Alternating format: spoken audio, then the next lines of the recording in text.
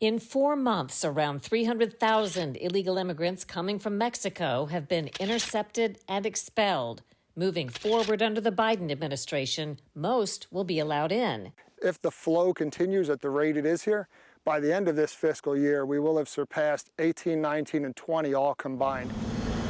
Now Border Patrol is alerting some U.S. towns illegal border crossers will be released in their backyard. I don't have soup kitchens. I don't have a facility to even put someone in to put beds in. This week, a dramatic shift in U.S. border policy hits home. How would you characterize what you see coming on the border now? It's going to be really bad. Senator Lindsey Graham, also recently back from the southern border, weighs in on one looming change he sees as a dire threat. And what Biden is doing by changing the Remain in Mexico policy, getting out of the agreements that Trump had with the Triangle Nation, he's sending a message to everybody in Central America. America's open for business, and we're going to be overrun. And we go to the Army's front line in pandemic response, where they're dissecting COVID genes. In really simple terms, what does this allow you to do? For coronavirus, because the virus moves a little slower, it allows us to tell what's circulating in our region. How they're following the DNA trail to fight coronavirus.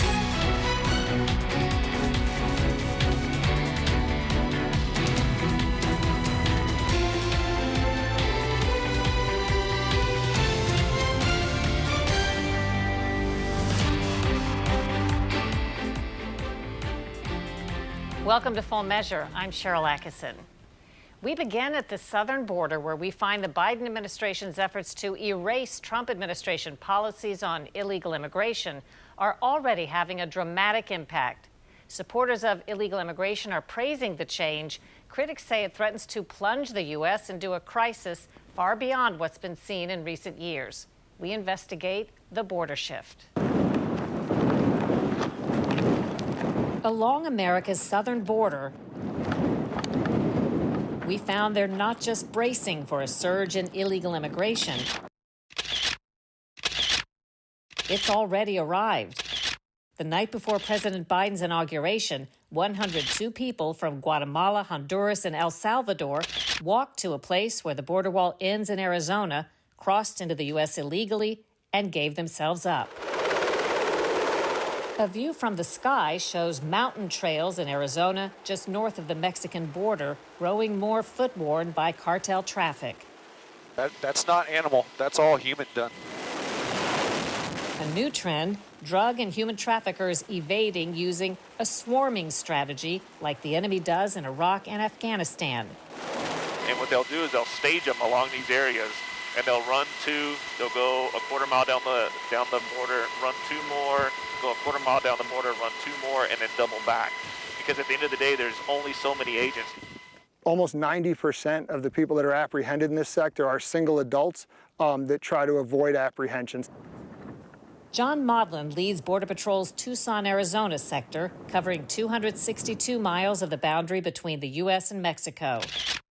In just the last 4 months, border officials have intercepted and expelled more than 296,000 illegal border crossers. So right now we're about 100% over where we were this last fiscal year. We've already surpassed, in the first 4 months of this fiscal year, we've already surpassed all of 2018. If the flow continues at the rate it is here, by the end of this fiscal year, we will have surpassed 18, 19, and 20 all combined. All concerned blame the uptick on an expected reversal of get-tough policies put in place under President Trump. Build that wall. Build that wall. Build that wall. Build that wall. Build that wall. At the end of 2018, 2,000 immigrants a day were being intercepted at the southern border, prompting security concerns and a humanitarian crisis. In early 2019, the Trump administration invoked migrant protection protocols, forcing those seeking asylum to wait in Mexico. Then in 2020, Title 42, an emergency health order, let border officials immediately turn back illegal immigrants because of COVID-19. The moves had a dramatic impact. By May of 2020, 90% of illegal immigrants caught at the southwest border were being expelled, and the number intercepted dropped from about 1 million in 2019 to roughly half that in 2020. Illegal border crossers were being taken back into Mexico and released. Now they're getting released inside U.S. border communities. Well, this is our little downtown.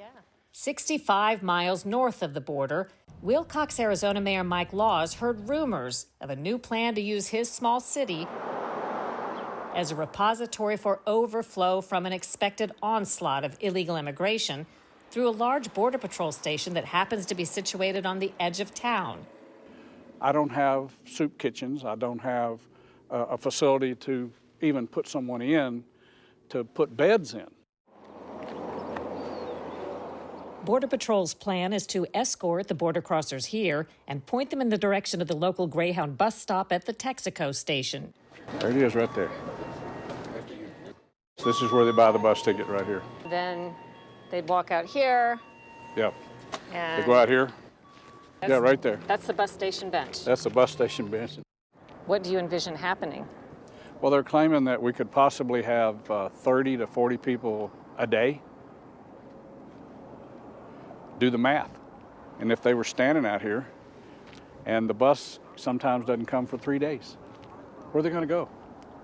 The biggest immediate concern, he says, is what he just learned at the meeting he called with Border Patrol to confirm the rumors.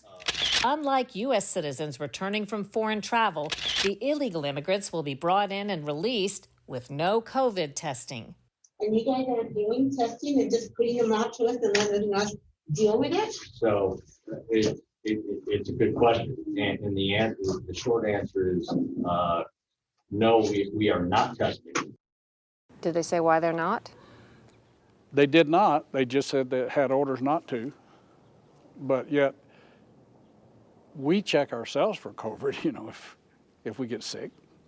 And then he said, well, I'll take them to the hospital. I asked Mo, the head of the hospital, I said, so what do you think about that? She goes, I have 24 beds and they're full. I can't take any. This is not law. This is not even what we call organized. This is just mass transit from one country to another with a very deadly disease that they could be bringing across. Tim Williams and his team at the Cochise County, Arizona Sheriff's Office try to plug some of the holes with a surveillance camera system they designed. It's been picking up far more smugglers and traffickers than Border Patrol can catch. Normally we'd see between 300 to 400 a month come across our corridor that we work. We're currently seeing anywhere 25 to 2,800 come across every month, trying to make it north. It's a free ticket to the United States at this point. How's that going to make law enforcement, just in general, more difficult? Well, if you think about it, if we averaged, we had about 18,000 crossings that we saw last year in just my system alone. That if you think about 18,000 people that come across now that are just going to hit our communities, that's tremendous impact when some of our towns are only 3,000 to 4,000 people in population. Are you hearing anything from the communities that are upset about that? Absolutely. Community, we've had several meetings. Big thing is we're trying to convince communities not to take actions in their own hands. All right, we have one now. Oh, buddy. For Tyler Klump and other ranchers along the border, it's not their first rodeo with shifting policies and spikes in illegal traffic. Tens of thousands cross their land, smuggling drugs, leaving trash, cutting fences, and sometimes breaking into their houses and trucks. What is the talk about what's happening now and what, if anything, may change? The talk is that you don't have a lot of help from the federal government, that you are kind of on your own, and that you need to provide for you and your family and your neighbors. What is the worry? Like the wait times are crazy. If you needed help, it'd be a long time getting here. And also the worry is that they have their back up against the wall, the Border Patrol do, and they're going to keep having their back up against the wall and ain't going to get any better. And even if they want to do their job, they can't. So yeah, the worry is that you don't have a lot of people on your side. But the good thing is that we kind of know what's coming, and we kind of know what's happening, and we're not going to be led in the dark with our eyes closed anymore. This past week, Homeland Security Secretary Alejandro Mayorkas told reporters there's no crisis at the border. I think there is a challenge at the border that we are managing, and we have our resources dedicated to managing it. We are operating under a broken immigration system, and we need to fix it. Unfortunately, there are many exceptions to the hardworking, well-meaning immigrants. So this is a picture off our camera system. Is that an automatic? Yeah, semi-automatic rifle that can cause some serious injuries, somebody in death. And as far as you know, Border Patrol didn't get him? No. In late January, an emergency lookout was issued through the El Paso, Texas sector for 3 Russians known to have been traveling with a confirmed terrorist. No word on whether they were picked up. What if it's somebody who's armed and carrying drugs or something like that? Well, if it's somebody's armed that's carrying drugs, I'm going to stay out of their way and pray to God they stay out of mine too, because that's all you can do. Klump says he thinks most of those who come illegally are seeking a better life. And in that case, he says, they should keep heading north. Let them go into the interior of the country where the jobs are and where they can find a life for their families. Because if you're not going to enforce your border laws, if you're not going to enforce your regulation laws, then I'd say go where the jobs are, go where there's money, because there's no money on the border. The Biden administration is already moving forward with transporting to the U.S. at least 25,000 foreigners who've been waiting in Mexico for court dates. Ahead on Full Measure, Senator Lindsey Graham sharpens his focus on what he sees as a coming crisis surrounding the mass return to the U.S. of illegal immigrants who've been waiting in Mexico.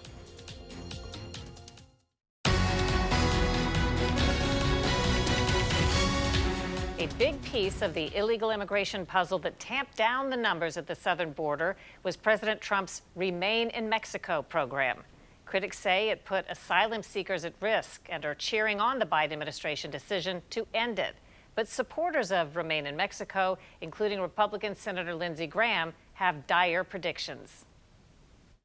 How would you characterize what you see coming on the border now? A show. It's going to be really bad. Illegal immigration's a business. It's a dirty, nasty business, like drug dealing. You prey on the hopes and dreams of some desperate people. The coyotes and the human traffickers entice people to pay them money to get them to the United States with the hope that they can stay. So that's one aspect of it. The other aspect of illegal immigration is that drug dealers and people who sell counterfeit goods into the country will take a group of illegal immigrants and have them surge the border, creating a resource problem so they can get their drugs and their counterfeit goods through the border somewhere else. It's a multi-billion-dollar business. The incentives that Biden is creating is going to reopen this business big time. It's going to be worse than it's ever been before because word is out. Let's take the viewpoint of some advocates who say there are a lot of deserving people who need help and they should be able to come here and have a chance. This is a disaster in the making. Trump was right about the asylum abuse. Under the old system, if you got 1 foot in the United States and you claim asylum, we have to process your claim, we release you into the United States, your hearing is 4 years in the future, there's 1.5 million people waiting to have their asylum case heard, nobody shows up. 90% of the people who are processed and released in the United States never show up for the hearing 4 years later. So what did Trump do? He said the following: Mexico, if you will hold these people in your country until the court date comes, I will help you pay for that. Guess what? The Remain in Mexico policy shut down asylum seekers.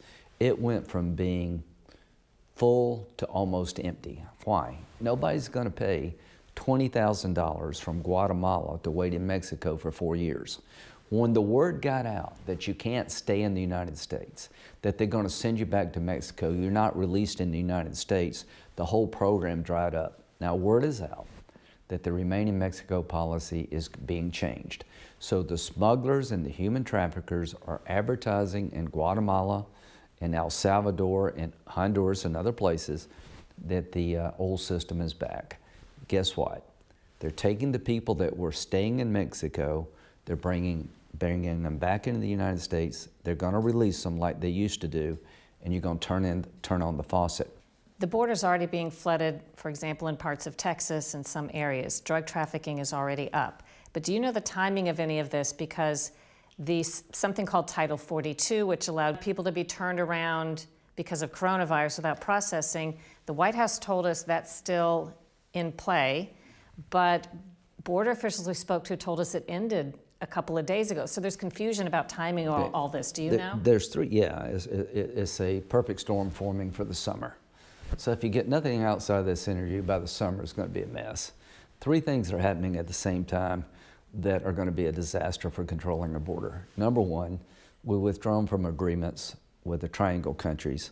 Triangle countries are Honduras, Guatemala. Honduras, yeah, right. The three countries El Salvador. where the caravans come from. The caravan countries. We had an agreement with them that you could apply for asylum in your home country. That way we didn't have the problem of dealing with you when you got to the border. We've gotten rid of that agreement. We had a remain in Mexico policy where Mexico would hold these people until their court date, which shut down the flow. We've withdrawn from the Triangle agreements. We're going to change the remain in Mexico policy. Under Title 42, we have the ability, because of the coronavirus, to send people back because we're worried about the spread of the virus. Right now, they have the authority, if they want to use it, to turn every asylum seeker away, every unaccompanied minor, send them back to their home country. So when the COVID virus becomes less severe and the Title 42 restrictions on travel in the United States are lifted, they're going to do that and do away with the remain in Mexico at the same time. It's a perfect storm for just 1 million people rushing the border. It was reported that officials briefed President Biden this past week on the need to find 20,000 beds for an expected flood of illegal immigrants under age 18 coming in groups without a parent. In 2014, about 68,500 minors were welcomed, costing roughly $1 billion U.S. tax dollars to care for them, and almost as many came in 2016. The White House referred most of our border questions to the Department of Homeland Security. Secretary Mayorkas spoke to reporters this week, blaming the Trump administration for today's border problems, indicating the new focus is on a humanitarian approach rather than border security. We are dedicated to achieving, and quite frankly are working around the clock, to replace the cruelty of the past administration with an orderly, humane, and safe immigration process. It is hard and it will take time. But rest assured, we are going to get it done. We've asked the White House for an on-camera interview with an appropriate official to talk about the developing border story. Coming up on Full Measure, tracking COVID at the DNA level.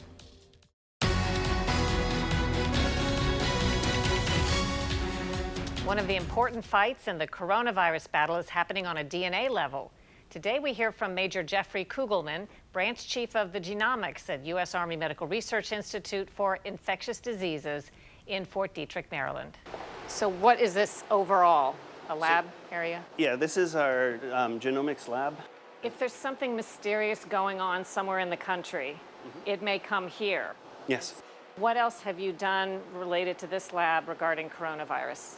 So one of the big things we've done this year is we've created a method, optimized a method for massive pooling of samples. So we have a way using the instruments here, you'll see, that can put 1,000, multiple thousands of samples in a single run, and within a day have a result on whether they have COVID or not. We've also multiplexed that with flu so that the same sample can then be tested at the same time for flu and for COVID.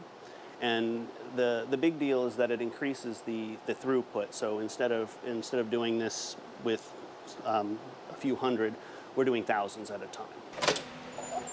And what is this lab called? This laboratory is our primary PCR core laboratory. Kathleen Gibson's division fills in more pieces of the genetic puzzle. So you can test for coronavirus in samples here? Yes, we can. So mostly on this location, you do military troop samples? Yes. And, okay, what are these? So this is a setup where we're getting ready to run some samples this afternoon. So each subsequent step in the process will extract and purify the DNA. When it gets to the end state, then we'll be able to load it into the instrument that will actually tell us how much DNA is in there. Here at USAMRIID.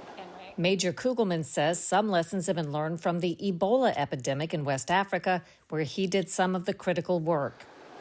So this is a MySeq instrument. This is probably the most ubiquitous of the Illumina instruments.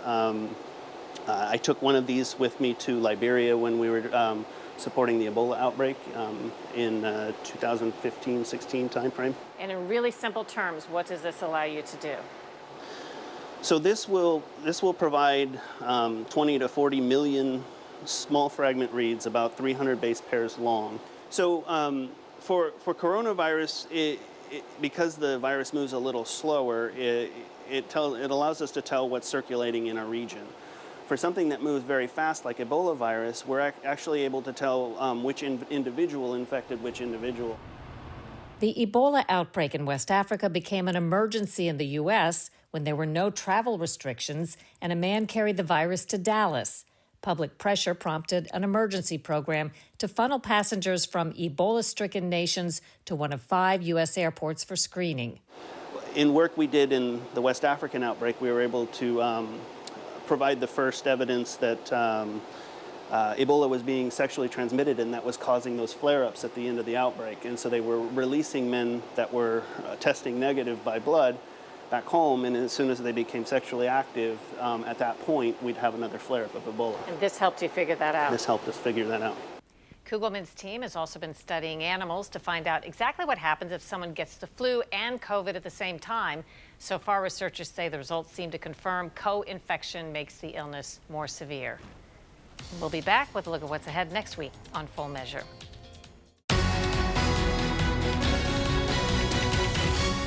Coming up next week on Full Measure, tens of thousands of people are suing the Boy Scouts of America for alleged sexual abuse. You got trusted or whatever in these people, you know? I mean, like, you've done things with them before and it was okay. Like, you know, fishing or making that fire and he helped. Positive, good things, not this thing. How has that impacted just maybe everything in my daily life, yeah. From intimacy, from trust, communication. We investigate the biggest sexual abuse court case in history next week on Full Measure. Until then, we'll be searching for more stories that hold powers accountable. Thanks for watching. I'm Sharyl Attkisson.